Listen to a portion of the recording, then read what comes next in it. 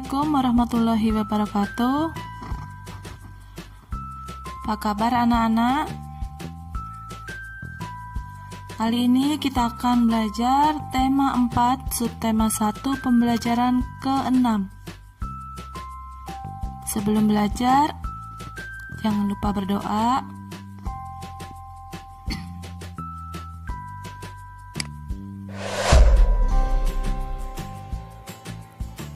Berikut kompetensi dasarnya.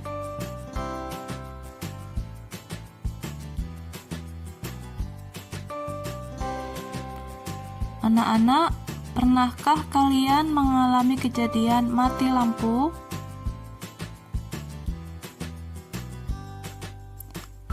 Apa penyebabnya? Ya, ada beberapa faktor ya yang dapat menyebabkan terjadinya mati lampu.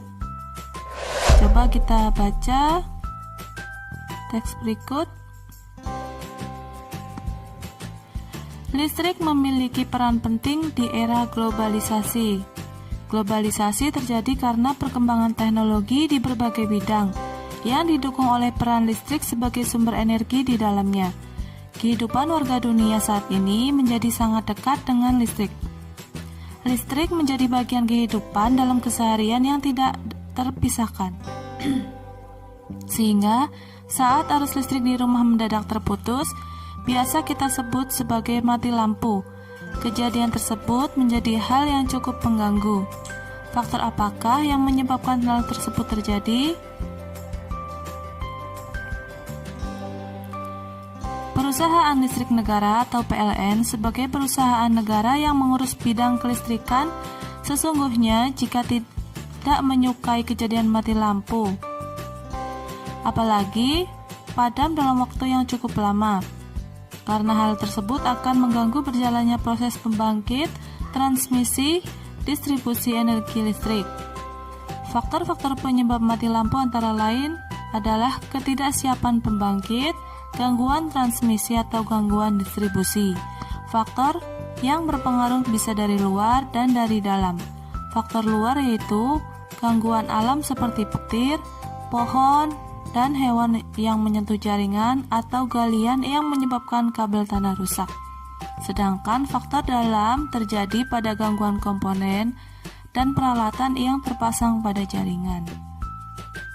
Nah, kita sebagai warga masyarakat pengguna listrik tentunya dapat membantu untuk mencegah terjadinya faktor luar guna menghindari terjadinya mati lampu.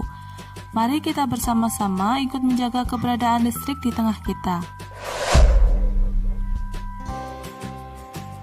Sekarang, tuliskan informasi yang kalian peroleh dari teks tersebut.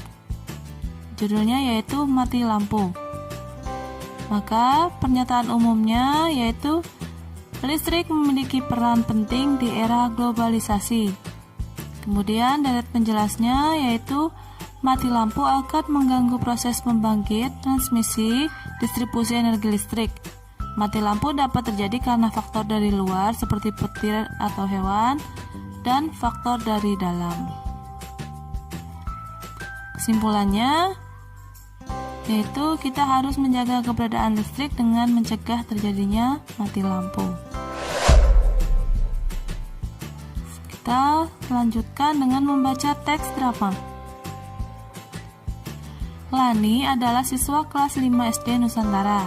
Ia dikenal sebagai anak yang pintar dan rajin membaca. Ia juga rajin sekolah dan selalu menyelesaikan tugas sekolah tepat waktu.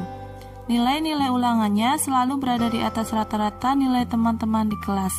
Selain itu, ia juga sangat ramah, ceria, dan suka membantu teman-teman yang mengalami kesulitan saat mengerjakan tugas sekolah. Hingga suatu hari, Lani sedang memakan bekal sekolahnya di kantin sekolah. Benny datang mendekatinya. Benny berkata, "Lani, kuemu tampak enak, sini aku mau kuemu." Lani menjawab, "Ini setengah saja ya, karena aku lapar. Tadi pagi aku bangun kesiangan, jadi tidak sempat sarapan." Benny, "Sini bagi, pokoknya kau harus berikan kuemu. Lihat tuh, baju seragammu sangat kumal, sepatumu juga sobek."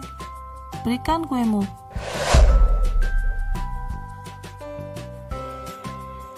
Lani tertegun mendengar perkataan Benny. Ia baru menyadari bahwa dirinya memang hanya seorang anak miskin penjajah kue keliling. Ayahnya bekerja serabutan yang tidak menentu penghasilannya. Lani memandangi sepatunya yang tampak mulai menganga, juga seragam sekolahnya yang tidak lagi terlihat warna aslinya. Sejak hari itu, Lani kemudian menjadi anak yang pemurung. Ia tampak selalu sedih dan tidak lagi bersemangat untuk pergi ke sekolah. Sekarang tugas kalian, diskusikan pertanyaan berikut. Yang pertama yaitu bagaimana karakter tokoh Lani dan Benny?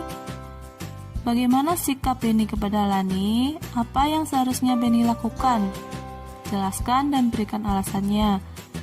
Kemudian bagaimana sikap Lani setelah Benny menghinanya? Apa sebaiknya yang Lani lakukan? Jelaskan dan berikan alasan.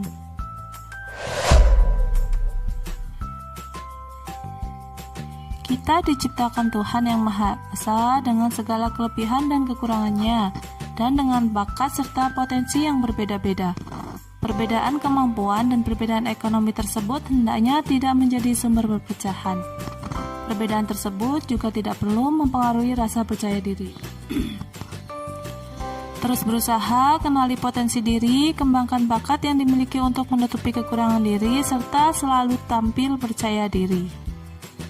Hidup saling menghargai dan saling membantu tentunya akan menjadi modal untuk menjaga persatuan dan kesatuan bangsa dan negara kita.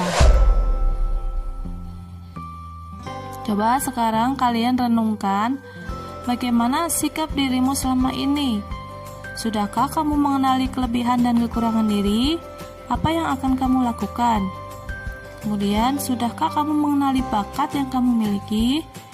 Apa yang akan kamu lakukan untuk mengembangkannya? Sudahkah kamu memiliki rasa percaya diri dengan segala kekuranganmu? Sudahkah kamu menghargai diri sendiri dan menghargai teman dengan segala kekurangannya?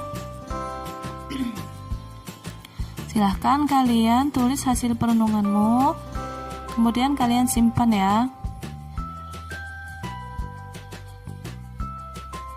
Baik, terima kasih.